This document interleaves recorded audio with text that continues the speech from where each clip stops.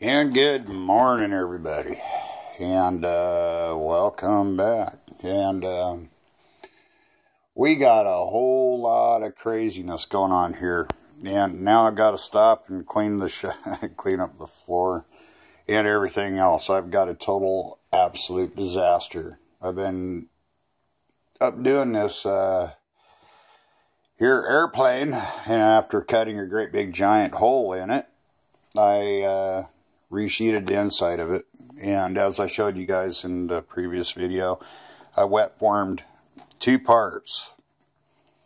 Now this door is going to take a little finagling. I haven't quite figured it out yet, but I can tell you this is that to get this to drop like it's supposed to and work, it takes a little bit of, like Bob Moore says, caveman engineering. And we're going to prove that point here by the end of the day, because this, when I figured it out, I thought it looked great. It was the best idea I've ever come up with, but when I put it together, it didn't work. But it will. I mean, it's just one of the deal. One thing is I found out, guys, is that this lower hinge, when you build it, now I'm using spruce, and I got to take this out. It unbolts in here, so it's not a permanent fixture. This one is actually going to be set in. This one's going to get cut down to 32nd. I've already marked it. Kind of got my charcoal pencil out here. Bob Moore would be so proud. But anyway, it's just like I said. These things are, they're not hard to build, but they do take some thinking. And once I get all the rest of this out, this interference out of here, there is a way to cut this back out to make this fit. Now what I did before I put it in there, I took and I framed this all out, and when I cut this out, I went ahead and glued this sheet in the back. I reverse sheeted it, and it really does add a lot of strength. And down here, I added a couple more long runs in there just to make sure that that was not weak in there. And I'm going to countersink this one into here. So when this comes out, that will actually sit down and get the actual right size. This is not where it's going to live. It looks short, but you got to remember, that goes to the inside. That is the inside cut. And what this will be, it'll actually wind up being almost an inch wider from here to there. And I know it looks deceiving, but it isn't. It's what it is. But the thing is I did actually mark out on here where these go. This one, I've got to build a pocket for it. And I'll put a pin in it to limit it so it doesn't blow off or do anything crazy. But anyway, I've got to take and make a pocket for this lower one to slide so that it can actually go and it'll actually drop down like it's supposed to. This is about a 3-degree drop from there, from it being straight. And it actually, when it's straight, it's like this, but when it comes down, it drops down almost 3/4 of an inch. And that is the way the real one is. And if you look down there, it does drop considerably, and that's just clamped. And the way it kind of works is, let's take these off here for you real quick, show you what I'm doing. Now what this does, this completely retracts in. They both do. Okay, and this one's got to be cut down a little bit, and then I'll build a pocket door on this, and the other sheet comes in. But what happens is it's got to be cut back almost 1/4 of an inch back here to clear the hump right there. When it comes down, it drops. If you look here straight on, it retracts up. When it comes down, it damn near drops an inch, and that's what it's supposed to do. Now you can see I've already sanded a bevel in this one here, and that's for the top sheet. Now once I do this, I saved a piece the piece that I cut out, and it actually works out really well for, well, now it don't because I put that piece in there, but anyway, I will cut these down and I will put some ribs in here, and then I will take and I will actually box this in like so with a piece of thicker material like this, and then I'll build it up, and it will actually sit in to where this is, well, that didn't work, did it? But anyway, it'll actually be boxed in like so, with that on top of that, and I'll actually box it in. And this one will actually move, and then I will just put a pin in there, a small dowel or something like that in it, and channel it, because this has to move when it comes out and comes out in there. It moves almost 3/8 of an inch, and if you do that, it's just going to bind. So I'm just going to build a pocket door into this thing and put a limiter pin in there so it doesn't blow off. And then this one will actually be countersunk into the actual skin. And that should be more than enough. And if you're looking under there, yes, it is bolted in.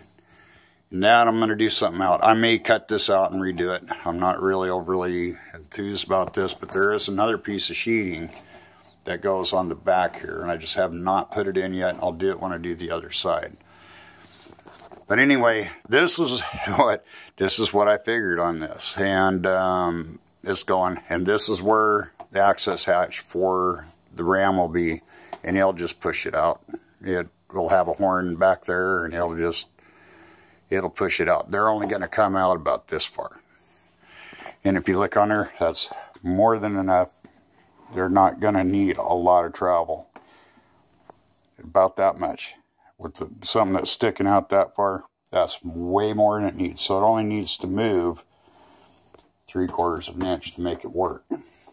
And I will actually go on this one and actually put some D-chun hinges on that. And the servo will sit behind here in another door. And I'll countersink this flat. And just put some plywood behind it there with the mount on to the door, and that should work real well. Now there's another way I could do this, and that is actually put a lineal servo in the corner back here. I don't like burying servos, so I'm not really liking that idea. Now, with that being drying and doing its thing, I've started building a frame around this so I can remove this and get this all done. I've already cut a couple pieces. This is again spruce, and I'm going to channel it, and that will be, once that's tightened up and done and put in and gusseted and countersunk down, that will be the sliding mechanism. Now, up in here, I left this a little bit short on purpose because I'm going to recut this. When I cut this one off, I'm going to put it up into here, and then I'm going to round that like the real one. And then I'm going to go in there and I'm going to web all of this here, which is what I'm getting ready to do. And I'm going to do some webbing across here because this actually gets sheeted. And then when I flip this over, this should stay in place. And once I do the webbing, like right in here on this will be in there, and then there'll just be a solid, there'll be one single little ball link in here that'll be used for a guide up into here, and there'll be a couple alignment pins to pop it in, keep it in place. And then this, you're probably wondering, what the hell is he doing? Well, guys, I'm going to build the cockpit myself, and I'm going to use some parts from my Fly Achilles like I usually do. And I'm just going to get some parts that look good and build this thing. I'm going to try to save myself about 800 bucks, you know, and that's considerable. And you guys have seen my work on that stuff. We'll talk about that when we get to it. But this piece here will be in a situation where it is. Now, one thing I wanted to talk about is on this slider, is that when I put it in, it'll be approximately 2.5 inches long, and it'll slide from about right here to about right there, and that's it. I'll have a lineal servo that'll be back in here. Haven't got it yet, but when I get that in here, I'll put this and that, And then I'll build this, and I'll make all the other stuff I got to do with rim shape and siren. And that's how I built a lot of the stuff in the Spitfire, if you guys watch that. And that's actually where the fun starts to begin. And I will be getting ABS plastic and laminating all of the walls. And I will be using a lot of the mirror sets, rivets on this when I do this. And then we'll get it painted. We'll have screws. We'll have this and that. I'll be getting the switches through Fly Italis. I'll be getting the instrument panel, the stick, and the seat through him. Everything else, and the HUD. The HUD was going to be lit, and that's cool. But this is the A model. So what I'm going to do is get some pictures of it, start looking at it, and then we're going to start building the little pieces and parts. We're going to get the side panels. There's a lot of decals that can be done and printed. And I'm going to show you how I do that. It's actually a lot of fun. You can get actual pictures, scale them down, and take photographs and put them on photo paper. You can use packing tape or have them laminated, put them in, boom, drill little holes, put switches, gadgets, all this and that.